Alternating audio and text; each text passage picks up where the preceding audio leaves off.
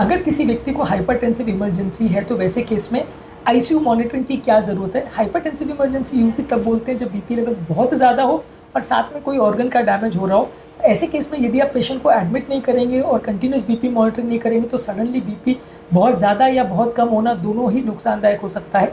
ऐसे केस में आपको पेशेंट्स की ओवरऑल कंडीशन को भी मॉनिटर करना पड़ता है, पेशेंट का कंटिन्यूस ईसीजी लेना पड़ता है।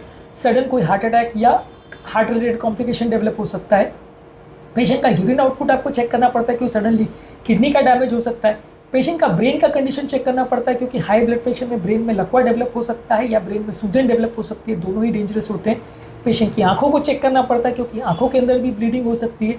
इसके अलावा पेशेंट का ब्लड वर्कअप में आपको किडनी का, इलेक्ट्रोलाइट्स का और कार्डियक एंजाइम्स, ये सारी चीज़ें चेक करनी पड़ती है। कभी कभी इस तरह के पेशेंट्स में ऑक्सीजन सैचुरेशन कम हो सकता है लंग्स में पानी भरने की वजह से, तो ये भी आपको मॉनिटर करना पड़ता है। तो अगर किसी व्यक्ति को बहुत हाई ब्लड प्रेशर हो तो ये सारी चीज़ों को आपको मॉनिटर करना पड़ता है ताकि कोई बड़ा कॉम्प्लिकेशन या प्रॉब्लम ना खड़ा हो जाए।